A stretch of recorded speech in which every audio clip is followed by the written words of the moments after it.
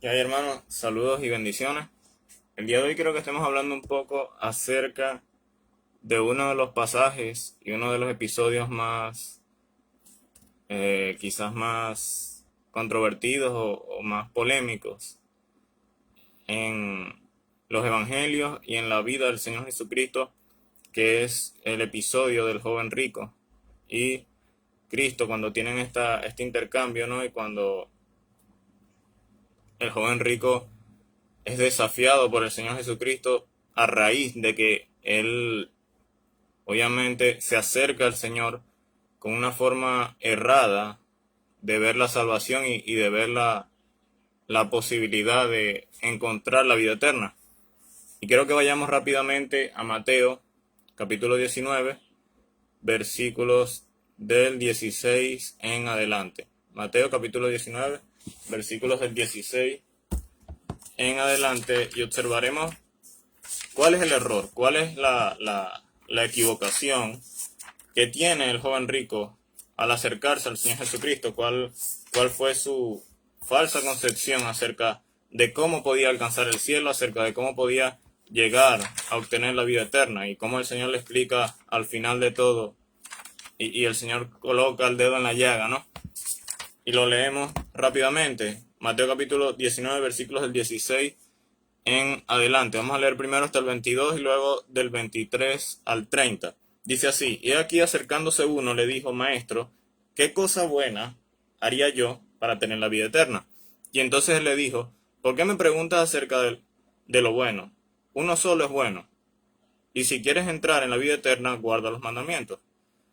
Es decir, el Señor le dice: ¿por qué me preguntas acerca de lo bueno? Uno solo es bueno. Estoy leyendo en la Biblia textual. Obviamente en Reina Valera dice: solo uno es bueno y es Dios.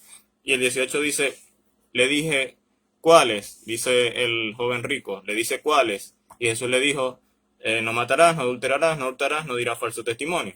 Honra al padre y a la madre, y amarás a tu prójimo como a ti mismo. Y el joven le dice: todas estas cosas guardé desde mi juventud. ¿Qué me falta? Y Jesús le dijo: ya que quieres ser perfecto, y esta es una palabra brutal y una palabra específica y centrada en el contexto y en la situación que está viviendo el joven rico. Y él le dice: ya que quieres ser perfecto, es decir, ya que quieres calificar para entrar al cielo, anda, vende tus posesiones y dalo a los pobres y tendrás un tesoro en los cielos, y luego ven y sígueme. Mas él al oír esto, mas el joven al oír esta palabra se fue entristecido porque eran los que tienen muchas posesiones. Vamos a ir rápidamente desentrañando o explicando un poco el pasaje. Obviamente este pasaje, y me quedo con la última parte, no es un mandato para los cristianos de que tienen que vender todo, de que tienen que entregar su casa, todas sus posesiones y meterse en la iglesia. El Señor no está aquí entregando un mandato, una exigencia al cristiano con el fin de que éste quede pobre y de que siga a Cristo y vea a ver qué hace. No, esto es una cuestión contextual que en su momento el Señor ataca el problema, el Señor habla específicamente al joven rico, a su corazón, y toca el dedo en la llaga, porque el hombre era un avaro, el hombre tenía por Dios, tenía por Señor de su vida a la riqueza. El Señor no está atacando al joven rico por ser rico, el Señor no está señalando su situación solo porque es rico y porque el Señor quiere que el hombre sea pobre, no, no está hablando de eso, sino que en este caso el joven rico, para él, su Dios, su Señor, eran las riquezas, y por eso es que el Señor aborda ese tema. Vamos rápidamente, versículos 16 al 17. Dice: y aquí acercándose uno le dijo: Maestro, ¿qué cosa buena haría yo para obtener la vida eterna? Aquí es un error, un claro error, porque el joven rico se acerca a Cristo creyendo que él, por sus medios, por su capacidad, por su bondad, por ser alguien ejemplar, puede obtener la vida eterna, puede ser salvo por sus medios. Y el Señor aborda esto con el siguiente comentario. Y cuando entendemos primero el versículo 1, entendemos por qué el Señor le dice. Entonces el Señor le dijo: ¿por qué me preguntas acerca de lo bueno? ¿O por qué me dices bueno? Uno solo es bueno. Y luego él le dice: pero si quieres entrar en la vida eterna, guarda los mandamientos. Ok, alguien puede decir: mira, aquí Cristo está reconociendo que él no es bueno. Cristo está reconociendo aquí que él no era Dios. Cristo está diciéndole: yo no soy bueno. No. Aquí lo que le está diciendo Cristo está uniendo su idea, la idea del joven rico, con la santidad de Dios, la cual es incomparable, incomparable comparado, valga la redundancia, con la condición del joven rico. Eso es lo que está diciendo el Señor Jesucristo. Le dice, ¿por qué me llamas bueno? Bueno, solo hay uno. Ya que tú quieres y dices que eres bueno para alcanzar la vida eterna, crees que puedes ser bueno, no tengas ese concepto de bueno, porque bueno solo es Dios. Tú no eres bueno, tú no calificas para obtener la vida eterna, solo Dios. Y el Señor Avance dice, uno solo es bueno, pero si quieres entrar en la vida eterna, guarda los mandamientos. Es decir, ¿quieres ser perfecto? Bueno, guarda los mandamientos y sígalos al pie de la letra. Y el versículo 18 le dice el joven rico, ¿cuáles mandamientos? Jesús le dijo, el de no matarás, no adulterarás, no hurtarás y no dirás falso testimonio. Obviamente el Señor, hermano Kleiber, Dios te bendiga, hermano. Me alegra que estés por allí. Y seguimos avanzando, versículo 18. Le dice cuáles, ok, no hurtará, el Señor le dice, no dirá falso testimonio, estos son los mandamientos. Y el joven rico dice, honra al Padre, el Señor continúa, versículo 19, honra al Padre y a la Madre, amas a tu prójimo como a ti mismo, es decir, cumple la ley. Y el joven dice, bueno, ya yo la cumplí, yo soy bueno, yo califico para entrar en la vida eterna, yo he guardado los mandamientos, delante de Dios yo no soy pecador, yo soy santo. Y el Señor ahí obviamente se da cuenta de que el hombre no ha cambiado la actitud con la cual comienza el versículo 16. El hombre no ha cambiado porque alguien que entiende su condición de pecador, alguien que entiende que la ley, ¿qué hay, hermano? Alguien que entiende que la ley demuestra que somos pecadores y que no podemos alcanzarlo, no responde de la siguiente manera, no dice, no, yo he cumplido todo eso, yo califico, yo soy bueno por naturaleza porque yo puedo cumplir los 10 mandamientos. Y el Señor le responde en el versículo 21, ya que quieres ser perfecto, ya que crees que eres perfecto, ya que crees que eres bueno, ya que crees que no eres una mala persona, entonces vende tus posesiones y dalo a los pobres y tendrás tesoros en los cielos. Entonces ven y sígueme. Es decir, el Señor está atacando su problema. Aquí no está, algunos pueden hablar de que esto es un negocio, no. Denunciamos y estamos en contra de todo aquel que predique el evangelio de la prosperidad, que diga que si tú ofrendas 100 vas a obtener 1000, eso es una total mentira. El Señor nos manda en su palabra, y no quiero entrar en el debate de que si el diezmo y la ofrenda están vigentes hoy día, o de que si solo se debe ofrendar y no diezmar, porque no voy a entrar en ese detalle. Lo que debemos entender, como dice el apóstol Pablo, cada uno dé como propuso en su corazón, no con tristeza ni por necesidad, porque Dios ama al dador alegre. Es decir, el Señor no está hablando de que anda, entrega eso a los pobres y vas a ganar tesoro, y eso es un negocio, tú das aquí y el Señor te va a proveer allá. No, eso no es lo que se está refiriendo. El Señor le está diciendo, tu Dios son las riquezas, tu Dios es el dinero, anda. Y si en verdad quieres ser bueno, y si en verdad eres santo y eres perfecto, entrega tus riquezas y luego sígueme. Obviamente el Señor no le está diciendo, anda, queda pobre, queda sin nada y tú ves cómo resuelves. Y esperas ahí que Dios te provea sentado en tu casa sin hacer nada. No, luego ven y sígueme. Es decir, el Señor le está diciendo, ok, renuncia a eso, pero tú, Señor, ya no van a ser tu riqueza, sino yo voy a ser tu Señor, yo voy a ser tu Dios, el Señor Jesucristo. Él es el Señor y es lo que le está diciendo aquí al joven rico. Pero obviamente la respuesta del joven rico fue contraria a lo que el Señor obviamente le estaba proponiendo, y el hombre se pone triste. Dice el versículo 22, mas oír al joven la palabra, se fue entristecido porque era de los que tienen muchas posesiones. Es decir, el hombre estaba tan arraigado, estaba tan sujeto a sus posesiones, que se fue triste porque no las quería dejar. Ese era su Dios. Cuando yo entiendo quién es mi Dios, quién es mi Señor, que Cristo es mi Señor, yo no lo voy a querer dejar, yo voy a estar a Él unido, asido, unido. Pero como las riquezas eran su Dios, las riquezas eran el Señor de este joven, él estaba unido a esa riqueza como su Señor y no se quería soltar de ella. Y le parece un disparate lo que le dice Cristo. Entonces, número uno, podemos entender de que nadie es bueno, nadie puede alcanzar la vida eterna, nadie puede pretender calificar para entrar al cielo. Nadie, ninguno de nosotros califica, ni que hayas nacido en un hogar cristiano. Los que tuvimos ese privilegio no nos jactamos de eso, sino que entendemos, por gracia del Señor, hemos sido salvados, independientemente si nacimos en un hogar cristiano o no. Solo la gracia del Señor nos salvó, porque lo que merecemos es el castigo eterno. Yo no soy bueno por naturaleza. El hecho de que quizás esté un poco alejado de un mundo hostil o de una crianza hostil más difícil, no quiere decir de que seamos menos pecadores o de que merecemos menos el infierno. Todos hemos pecado, y esto más adelante lo va a decir el Señor, que es imposible para el hombre ser bueno, presentarse santo ante Dios, pero con Dios, con el Padre, todo es posible. La salvación del hombre se hace posible. Entonces entendemos primero que todo de que nadie es bueno por naturaleza, nadie puede alcanzar la vida eterna por sus medios, y esta pregunta que hace el joven rico demuestra que él estaba errado. Número 2, la ley. En versículo 17 habla de la ley.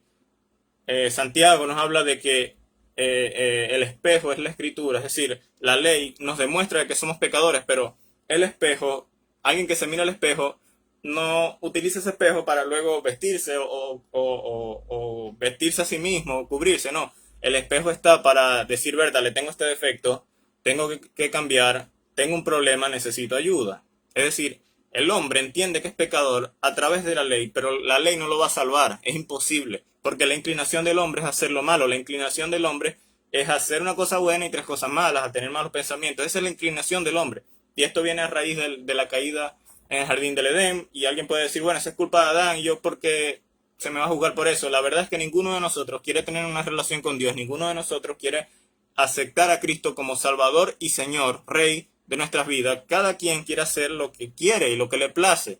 Cada quien quiere vivir su vida como quiere, y esa es la condición de pecado que tenemos. Nadie quiere sujetarse a un Dios, a un ser superior que nos creó.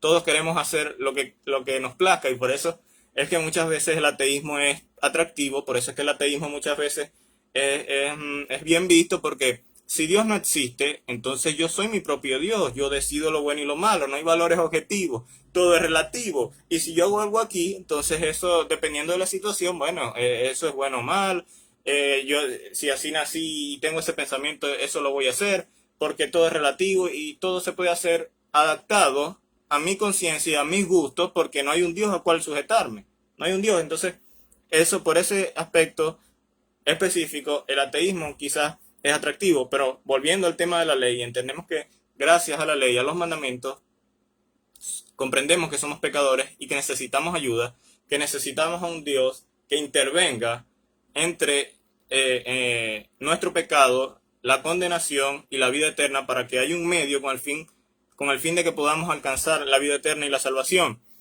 Y este es un claro evidencia de que el joven rico no entendía eso, y que él creía que podía alcanzar la vida eterna por sus medios, creía que era bueno, creía que él había cumplido la ley, creía que por sus acciones podía ir al cielo. Y el Señor le corta eso y le dice, bueno solo es Dios, tu justicia no es comparada con la santidad de Dios, tus acciones, tus buenas acciones no es comparada con el carácter santo y puro de Dios, así que no puedes alcanzar la vida eterna. Renuncia a tu Dios, reconoce que tu Dios son las riquezas, y luego ven a mí y sígueme, es lo que le dice el Señor Jesucristo.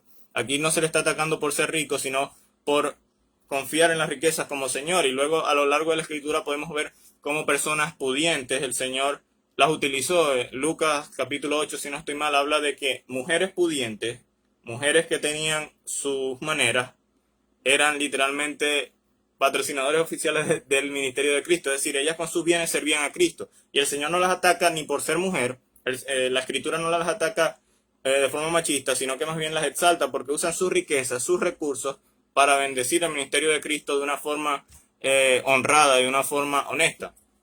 Así que eso es lo que entendemos del versículo 16 al 22. Número 1, el hombre no puede alcanzar la salvación. Número 2, la ley es para entender de que somos pecadores. Número 3, solo Dios es bueno, solo Dios es santo. Y número 4, la forma de alcanzar o de venir a Cristo es humillado, entendiendo de que voy a renunciar a mi Dios, voy a renunciar a lo que yo creo y voy a aceptar el señorío de Cristo sobre mi vida. Y vamos rápidamente para concluir, versículos del 23 al 30, dice así: entonces Jesús le dijo a sus discípulos, de cierto os digo, que difícilmente entrará un rico en el reino de los cielos. Otra vez os digo, es más fácil pasar por un camello por un ojo, es más fácil pasar un camello por un ojo de una aguja que un rico en el reino de los cielos.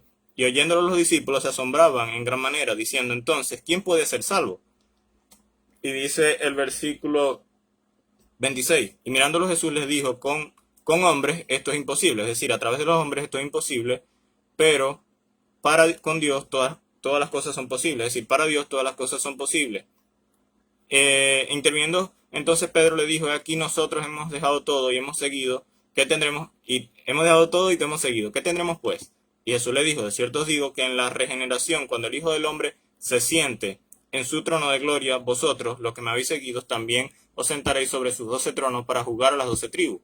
Y todo el que dejó casas o hermanas, padre o madre, hijos, hijas, alquerías, es decir, lugar de trabajo, por causa de mi nombre, recibirán muchas veces más y heredarán la vida eterna. Pero muchos serán postreros y postreros serán primeros. Rápidamente, para concluir esta parte, debemos comprender lo siguiente. El Señor luego pasa a explicar todo este evento. La gente quedó atónita, la gente quedó alerta. Ahora, ¿quién va a alcanzar la vida eterna si este rico no pudo? Y quiero comentar algo. Estuve leyendo por ahí un comentario que dice que así como hoy día, en la cultura de aquel entonces, se creía de que las personas ricas tenían el favor de Dios, de que las personas pudientes tenían la bendición de Dios sobre ellos, y así se cree hoy día con el Evangelio de la Prosperidad, de que si no estás próspero, no estás en bendición, y si eres pobre, no estás en pecado, algo pasa contigo. Y esto es algo bastante vil y bastante despreciable cuando personas utilizan la fe, utilizan el Evangelio para querer obtener ganancias deshonestas, y estamos en contra de todo eso. Recuerdo una frase de Charles Spurgeon que él decía, todo aquel que tenga por negocio el Evangelio tendrá el infierno por ganancia. Todo aquel que tenga por negocio el Evangelio tendrá el infierno por ganancia. Es decir, esto es un ataque y obviamente una denuncia a los falsos maestros.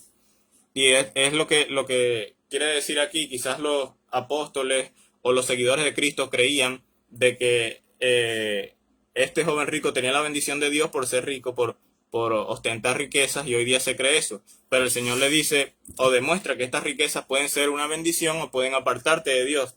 Todo en exceso es malo, o no todo en exceso, sino cuando cualquier cosa le quita el primer lugar al Señor, eso se vuelve un obstáculo para que el hombre pueda tener la relación con Dios. Y el versículo 24 habla de una ilustración. Es más fácil pasar un camello por una aguja que un rico en el reino de los cielos. Obviamente esto no es una aguja literal, esto se está hablando de una aguja o una puerta pequeña que estaba prácticamente muy baja en las puertas o en las murallas de las ciudades, y pasar un camello por ahí era casi imposible. Era algo muy pequeño para un camello, que era un animal obviamente grande. Y es lo que quiere decir. Y dice el versículo 25, y oyéndolo los discípulos se asombraban en gran manera, diciendo, entonces, ¿quién puede ser salvo? Y mirándolo Jesús le dijo, con hombres esto es imposible, pero para Dios todo es posible. Es decir, es casi imposible, o digamos, es muy difícil que un hombre, por sus medios, pueda alcanzar la vida eterna, y utiliza esa ilustración del camello y de la aguja. Ahora bien, dice, para el hombre es imposible. Cuando los discípulos le dicen, ajá, ¿quién se va a salvar? ¿Quién va a alcanzar la vida eterna? Si eso es así, nadie puede. Y él le dice, obviamente para el hombre es imposible. Obviamente el hombre no puede buscar a Dios por sus medios. Obviamente el hombre no puede ser santo como Dios, porque el bueno, el santo, el verdadero solo es uno. Pero para Dios todo es posible, y obviamente para Dios todo es posible. Se está hablando de la salvación. Muchos utilizan esto para motivacionalismo, para hablar de empoderarse, de que sí podemos, porque para Dios todo es posible, con Dios todo es posible. No, aquí está hablando de la salvación. En este contexto está hablando de la salvación. El hombre está incapacitado para salvarse, pero Dios, a través de Cristo, es el único que hace posible la salvación.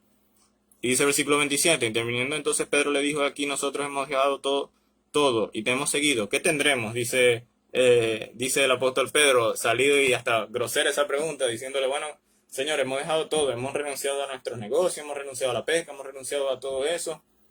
Entonces, ¿qué vamos a tener? Y el Señor obviamente les responde, de cierto os digo que en la regeneración, es decir, en la vida venidera, en el día del Señor, cuando el Hijo del Hombre se siente en su trono de gloria, vosotros los que me habéis seguido también os sentaréis sobre 12 tronos para juzgar a las 12 tribus de Israel. Esta es la misma figura de las 12 tribus del Antiguo Testamento, los 12 discípulos en el Nuevo Testamento, la glorificación. Y todo el que dejó casa, hermanos, hermanas, es decir, todo el que dejó su vida, recibirá y heredará la vida eterna. Y me llama la atención porque está hablando, no es que esto es un negocio, hermano, no es que Cristo no le está predicando un negocio a los discípulos, no es que le está diciendo, bueno, dejaste tu negocio, ahora conmigo, ahora vas a ser más rico. No, ahí no está hablando de eso. Está hablando de que el Señor, para todo aquel que dejó todo eso. Puede sonar a salvación por obras, pero no es salvación por obras, sino renunciar a todas las cosas que pueden tomar el lugar principal del Señor Jesucristo. La persona renuncia a eso para que el Señor tome su lugar, tome el centro de la vida del ser humano, y aunque eso cueste, padre, madre, cueste todo eso, porque los valores de este mundo están invertidos, el Señor va a recompensar, y la mejor recompensa que puede tener el ser humano es la vida eterna, es decir, la salvación del hombre. Ese es el mayor tesoro que puede tener el ser humano en la vida venidera, la vida después de la muerte. Todo lo que aquí administremos es algo que se va a destruir, es algo que se va a acabar. Dice Pablo, no recuerdo en qué carta, que fuimos salvados a precios de sangre, y no con cosas corruptibles como oro y plata. Es decir, oro, plata, las cosas más valiosas de este mundo son corruptibles, no tienen valor, son tan pequeñas, son perecederas comparadas con la salvación y la sangre del Señor Jesucristo. Es decir, fuimos comprados a precios de sangre. Ese es el mayor tesoro, ese es el Evangelio, la salvación. El mayor tesoro que puede atesorar el hombre es venir a los pies de Cristo y tener garantizada su vida eterna. Obviamente no creemos en el Señor Jesucristo porque tengamos miedo al infierno, sino porque amamos al Señor que entregó su vida por nosotros. La motivación del cristiano no debe ser evitar el infierno, sino anhelar tener una relación con nuestro Señor, con nuestro Creador, a través de su Hijo Jesucristo, y sujetarnos a su señorío y serle fiel hasta la muerte. Dice el versículo 30, pero muchos serán postreros y postreros serán primeros. Ya aquí el Señor está concluyendo y está diciendo, quizás los que han ostentado riquezas, o aquellos que han tenido de cierta forma una condición de vida grande, ¿no?, serán los menores en el reino de los cielos, y aquellos menores que fueron pobres, que dejaron todo por el Señor Jesucristo, que dejaron, que entregaron su vida, que dieron su sacrificio, el Señor también los va a recompensar. Es decir, esto se parece mucho a la parábola que el Señor habló acerca de que si te invitan a comer, tú no vas y te sientas en los primeros puestos porque vas y te quieres sentar porque soy yo. No, tú vienes y te sientas de último allá para que el anfitrión te diga, mira, estás muy lejos, acércate. Literalmente te estás humillando o estás siendo humilde y eres exaltado. Y vergonzoso es que te sientes en los puestos adelante creyéndote la gran bomba, dándote toda esta parafernalia, y luego el Señor te diga, mira, muévete de ese puesto porque ese no era para ti, quítate de allí, ese es un lugar para otro. Y eso es lo que está diciendo el Señor, hablando de la humildad. Muchos serán postreros y los postreros serán primeros. Ahora, para concluir, quiero compartir rápidamente 2 Tesalonicenses capítulo 3, versículo 10, aclarando de que el pasaje del joven rico y el Señor diciéndole que renuncie a su riqueza no es un mandato para todos los cristianos para que queden pobres y vean qué hacen y entreguen todo en la iglesia al pastor. Alguien puede decir, mira, eso está claro ahí, como la gente le entrega todo al pastor ahí y termina sin nada. No, eso no es lo que quiere decir el texto. 2 Tesalonicenses 3:10 dice, porque también cuando estábamos con vosotros os ordenamos esto, si alguno no quiere trabajar, tampoco coma. Es decir, en este contexto, los tesalonicenses estaban esperando la venida del Señor. Estaban diciendo, no, ya el Señor viene, ¿para qué vamos a trabajar? ¿Para qué nos vamos a ocupar de nuestras familias? ¿Para qué vamos a esforzarnos si el Señor ya viene? Y el Señor les dice, mira, la vagancia, la ociosidad, o querer vivir allí sin hacer nada a costa de otros, de vividores, no es del Señor, y eso está mal. Y dice el 11, porque oímos que algunos de entre vosotros andan desordenadamente, no trabajando en nada, sino entremetiéndose en lo ajeno, es decir, metiéndose en otras casas, a querer comer de allá, de aquí, viviendo en otro lado, sin ocuparse de sus cosas, de sus asuntos, de su familia. Es decir, este pasaje se está hablando específicamente para el joven rico que tiene por Señor la riqueza, y el Señor le dice, bueno, entrega tu adoración de las riquezas y ahora reconóceme como tu Salvador, tu Señor, y quita de ti las riquezas como Señor, como el señorío que tenía sobre el joven rico. Pero esto no quiere decir de que la persona deba ser irresponsable con las finanzas, no deba trabajar, quiera ser un vago o ser ocioso. Y los proverbios y los salmos hablan acerca de esto. Los salmos hablan de que la ruina le vendrá rápidamente al ocioso, al vago, al que no trabaja. La ruina le va a llegar.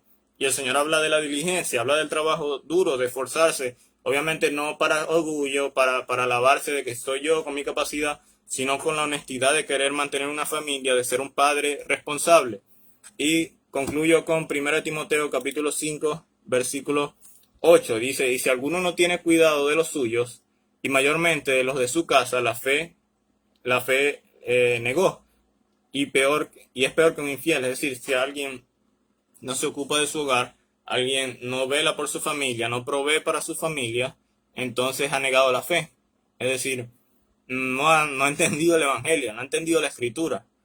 Y es peor que un infiel, porque obviamente una persona que dice ser cristiana, que mantiene un testimonio contrario a la escritura, que mantiene un testimonio alejado de la verdad bíblica, alejado de un testimonio cristiano, va a denigrar el evangelio, va a hacer de mal, de prácticamente de estorbo para otro, y es peor que un infiel, porque aquel que es infiel, aquel que no conoce de Cristo, simplemente no está viviendo bajo el temor de Dios, porque así no lo quiere. Pero aquel que dice ser cristiano, que vive de las apariencias, que no se ocupa de su casa, que no tiene un testimonio de un padre o de guardar su familia, simplemente demuestra que estás siendo falso en su profesión de fe, que no está siendo honesto, que está siendo de cierta forma hipócrita. Entonces todo eso es peor que un pecador, que un infiel. Así que, bueno, hermanos, espero que este pasaje haya sido de bendición.